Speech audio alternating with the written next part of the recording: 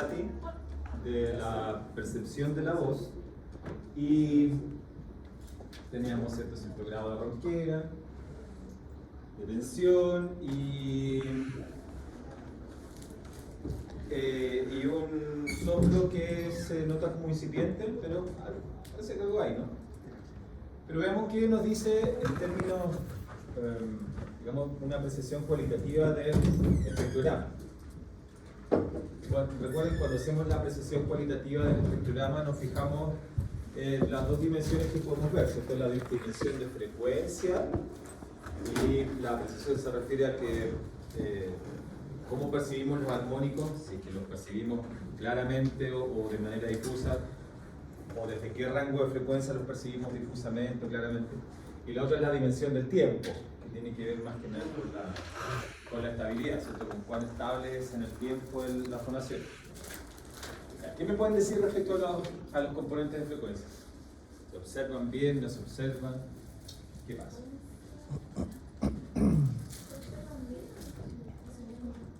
¿Sí?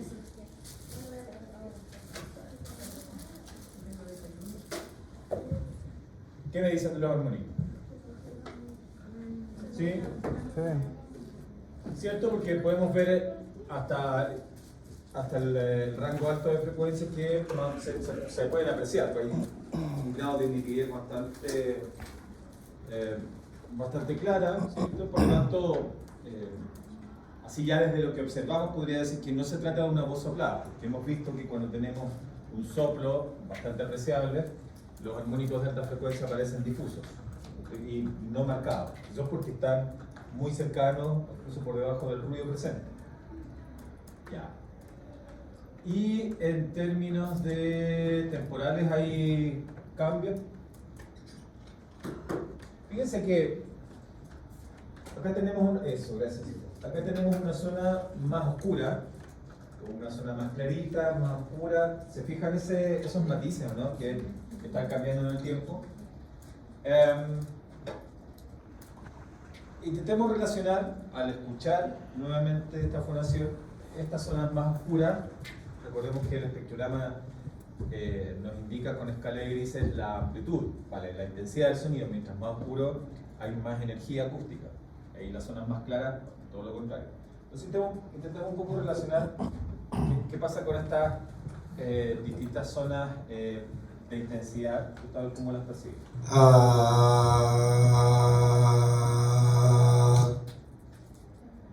¿Se fijan? Otra vez.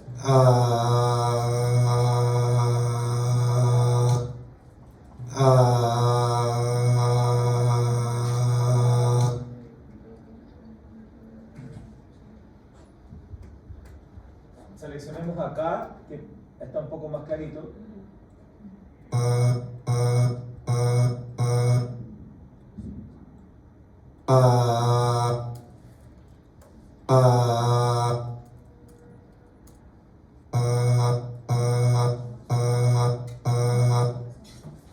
Se fijan el matiz de intensidad, ¿cierto? Cómo cambia. Y hasta un poco podríamos...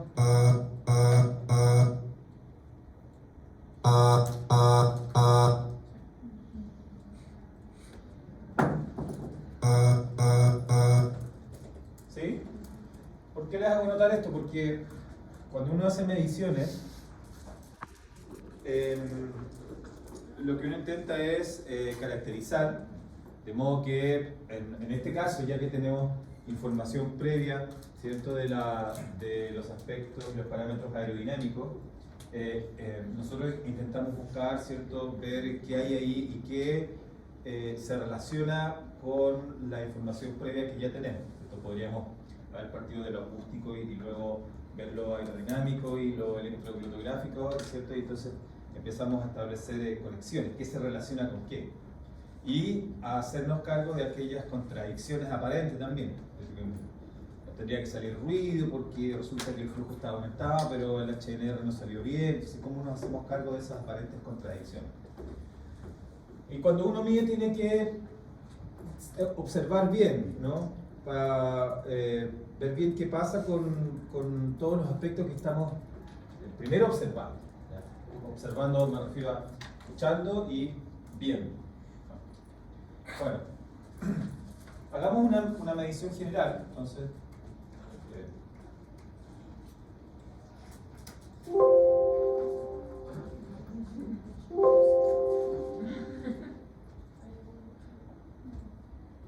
Ya estamos seleccionando toda la muestra.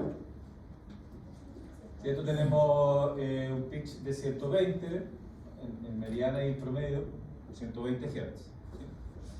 Siempre tenemos que observarlo porque para las mediciones que vienen tenemos que más o menos tener una idea de cuánto es la fundamental, por ejemplo, para después saber encontrarla en el espectro 5. ¿Ya? Así que tenemos lo que parece ser una voz bastante estable, pero eso nos lo indicará el jitter, el chip, ¿cierto? Que son los que se encargan de la estabilidad.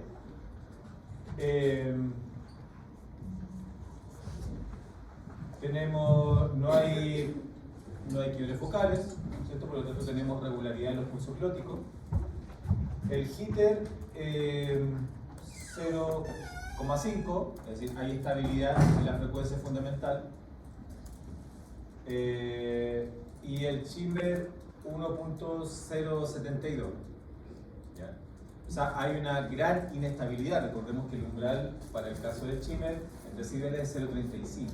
¿Ya? Y aquí tenemos 1.072. O sea, está bastante inestable en cuanto a amplitud de la fundamental se refiere.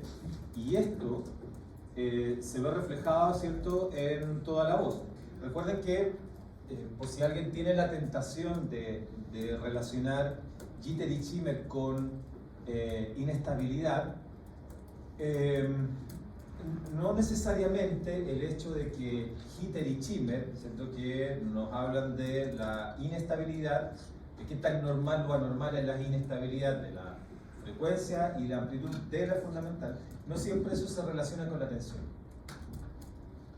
Ambos valores podrían estar alterados más allá de lo normal, pero no necesariamente eso va a implicar que vamos a percibir una voz inestable.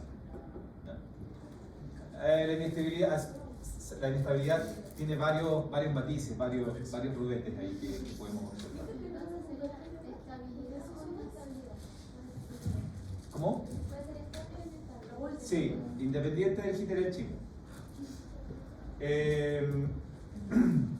Bueno, pero fíjense que acá tenemos el jitter súper alterado, o sea, perdón, el shimmer súper alterado, o sea que hay una inestabilidad de la amplitud de una frecuencia específica, la fundamental, que es más alta de lo que consideramos normal. Y además tenemos esta observación que vimos en el espectrograma, donde tenemos estos matices de color, estas como manchas,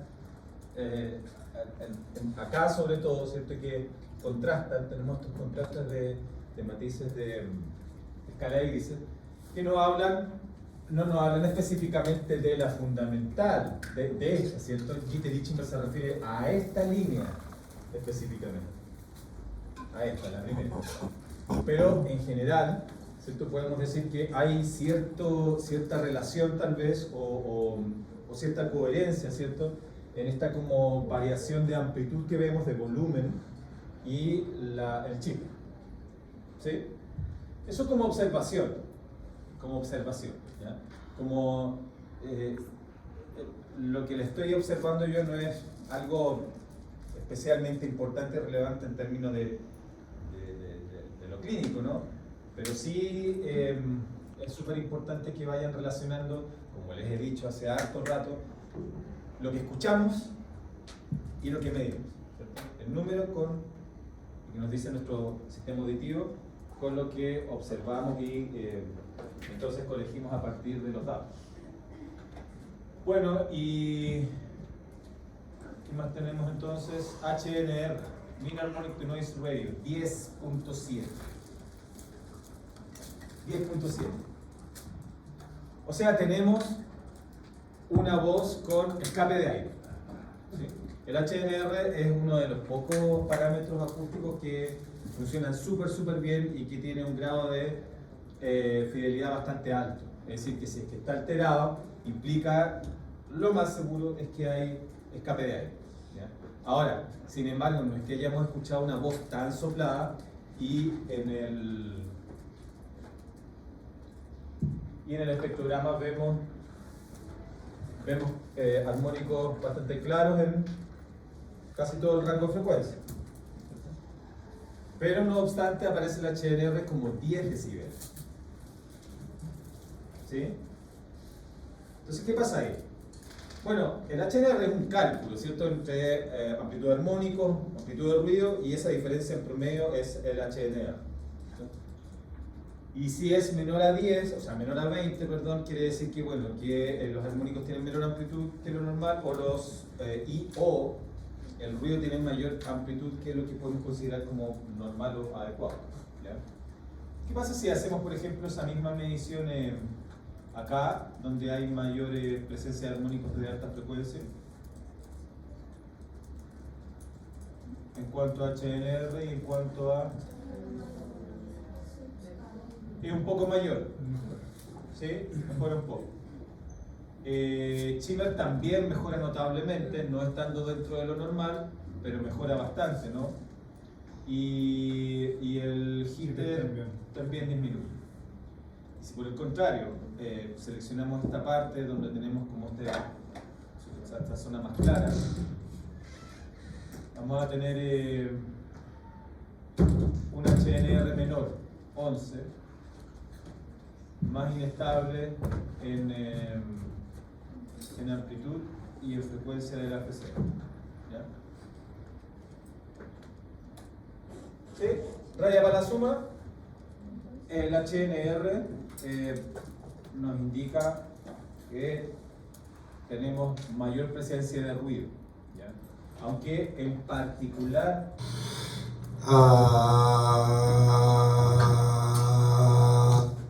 tal vez algo de soplo se percibe, pero no es que sea una voz soplada, ¿sí? Hay ahí algo. Entonces,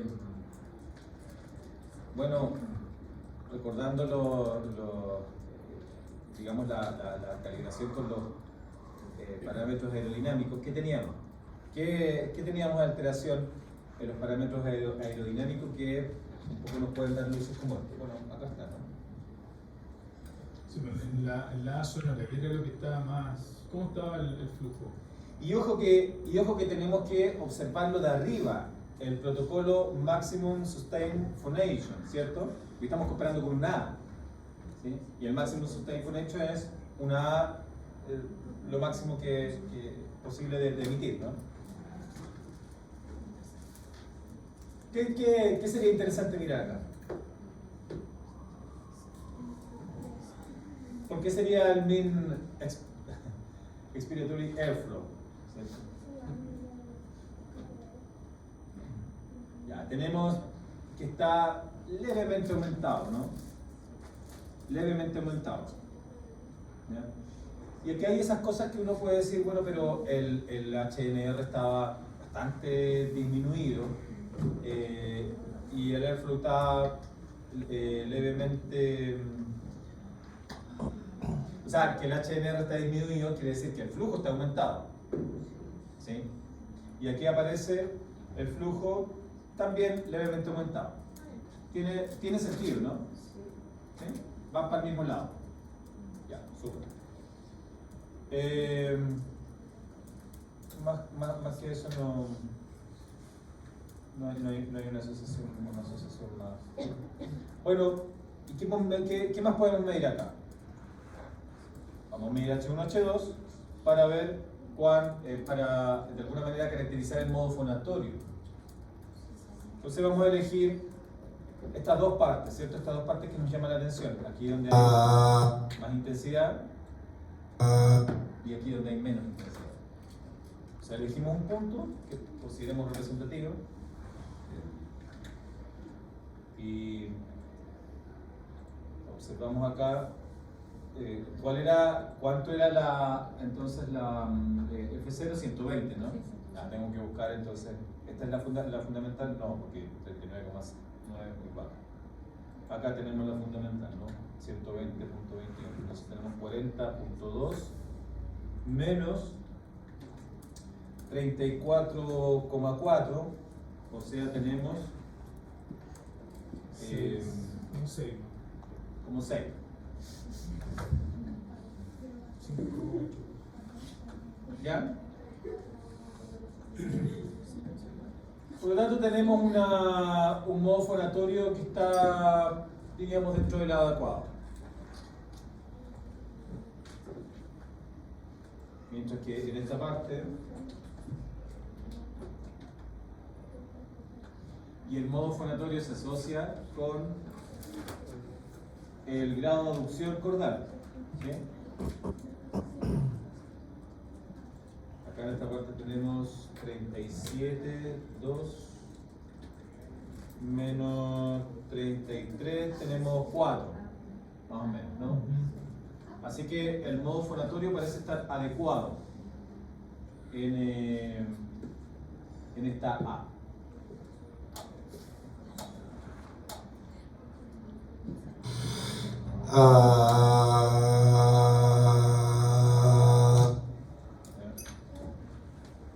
Veamos qué pasa en la A.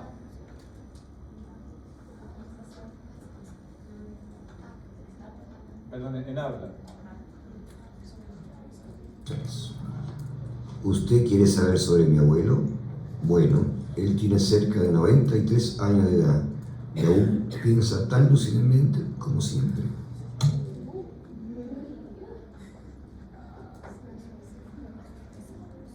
Como siempre. Ya. Vamos a ver el esfuerzo acá en la, ¿no? Vamos a medir el tono medio hablado. Vamos a cortar la parte inicial. Y esta parte. Como siempre. Como siempre. ¿La cortamos o no cortamos esa parte final? Tan lúcidamente como siempre. Piensa tan lúcidamente como siempre. Porque viene con un De patrón 93 años de edad y aún piensa tan lúcidamente como siempre. Cambia, ¿cierto? ¿Lo dejamos o no lo dejamos? ¿Por qué no? ¿Cómo? ¿Porque es parte de su voz o no? ¿O fue un hecho aislado? Ya, es ahí un criterio, entonces yo no tengo una respuesta. Tengo una pregunta que es más importante, ¿no? ¿Sí? Sí, yo creo que sí. Ahí está la lógica que dice el profesor. O sea, si tú lo tomas, lo asignas al análisis, esa es la explicación que tú tienes que tomar y por qué lo consideras. Se explica por qué el paciente al final de la fonación se ve fatiga o se ve quiebre, que antes no tenía. Pero lo tomé porque es característica de la fonación, como dice el profesor, y me parece importante incluirlo. O si lo dejo, también te voy a explicar por qué. Entonces no es lo que dice el profesor, no es una respuesta de sí o no. Es si lo tomo lo explico, si no lo tomo lo explico. ¿Sí? ¿Qué quiero explicar yo? ¿Me sirve para lo que yo quiero ver o no ver? ¿Cierto? No entendiéndose esto como cierta displicencia, que yo quiero que las cosas salgan como yo quiero. No es eso. Sino que me sirve o no me sirve para demostrar mi hipótesis, por ejemplo. Bueno, yo... De 93 años de edad y aún piensa tan lúcidamente como siempre. Yo desde lo práctico lo voy a sacar solo para que el dato sea más, digamos, voy a suponer que en esta parte el paciente, no sé, algo le pasó, se tomaba agua, sentía el cuerpo extraño, no sé, tendría alguna secreción y luego se aclaró y... Solo para facilidad de esta de la explicación, yo lo voy a sacar. Pues esa es mi razón, ¿no? ¿Sí? Podrían estar de acuerdo o no, pero tengo una.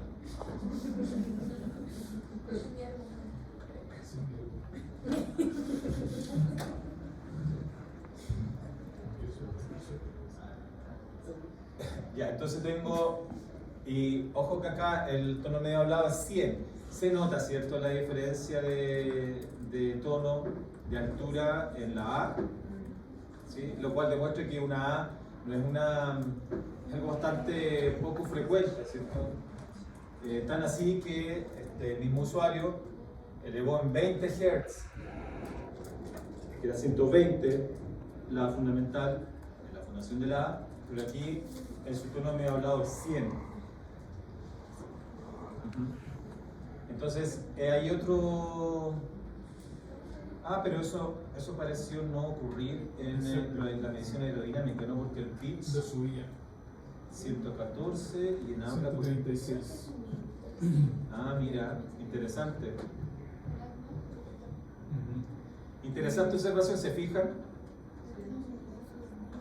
Cuando hizo la prueba aerodinámica, subió en habla. Y para la grabación, bajó en habla. ¿Con qué nos quedamos? ¿Cuál es lo más relevante? El habla. ¿Cuál es la más cercana al habla? Lo que acabamos de discutir. La otra es solo articulación, ¿sí? Por lo tanto, si bien es cierto, sube, pero sube en una tarea fonatoria que también es poco contextualizada. En cambio, acá estamos viendo, ¿cierto?, puro lo que él hace. Entonces, si uno tuviera que contrastar y quedarse con algo, debiera quedarse con el análisis acústico que estamos viendo en habla. Porque eso es lo que vamos a escuchar en el pasado.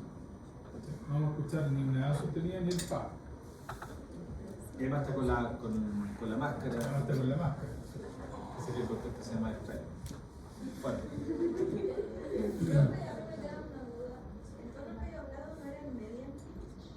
Sí. Sí. O sea, a ver, no es que sea o no sea Macarena, es que en mi opinión es más representativo la mediana que el promedio. Sí. Y no, lo que pasa es que 100 es más fácil. Tenemos 100 y 120. 100 y 120, los números son más. 100 y 120 es más fácil. Ahora, ojo, más gráfico, digamos. Estamos comparando como frecuencias. ¿Ya? O sea, frecuencias, nuestro oído no es capaz de pesquisar frecuencias, pesquisamos tonos. Entonces, 97 y 100 es el mismo tono. Sí, el mismo tono. No hay diferencias tonales, hay diferencias frecuenciales que son mínimas. Distinto sería que tuviera media 97 y min 140. Estaríamos hablando de diferencias de tono, ¿cachai? Pero frecuencialmente da lo mismo. Entonces multiplicamos para obtener el LTAS, ¿cierto?, que nos permita obtener el H1, H2 de habla y caracterizar el modo fonatorio en habla, que es más importante que la A. Multiplicamos el 98 por 1,5, 147 y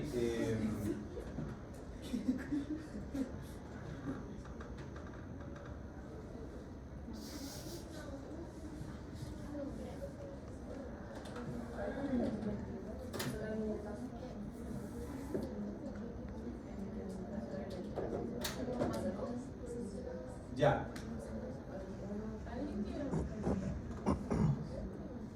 ¿Cómo está? ¿Cómo la ven?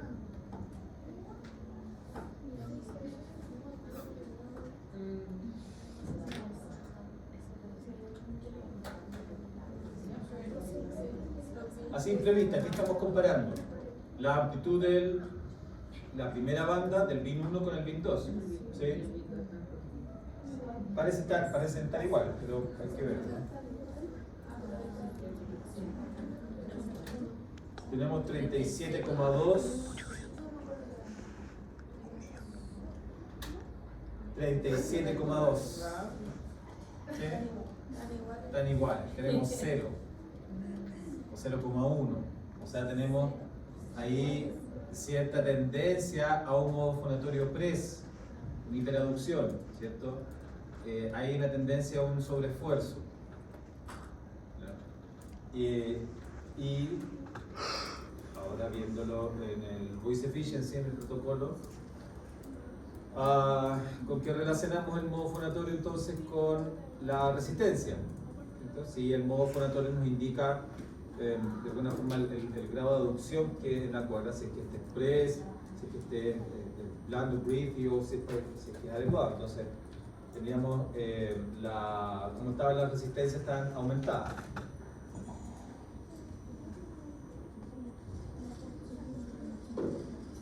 La resistencia de toda la perspectiva está aumentada.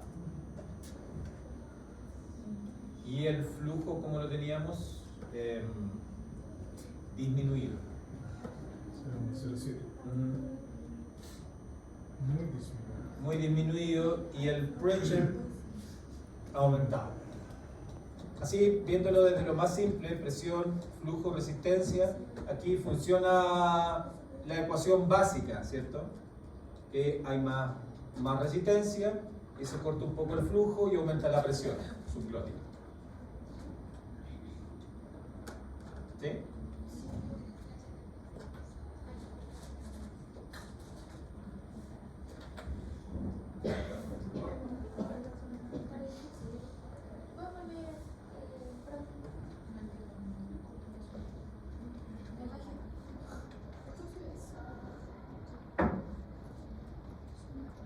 ¿Qué les parece? ¿No les parece hermoso?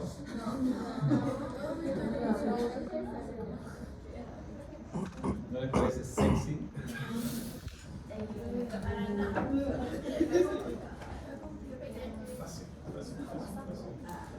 Solo tener datos y relacionar. Relación, pura relación, chiques. Pero, por ejemplo, a la prueba que van a dar para Es que no pensemos en la prueba, Macarena. Disfrutemos el camino, no pensemos en la meta. Disfrutemos el camino, eso es lo que hacemos la filosofía.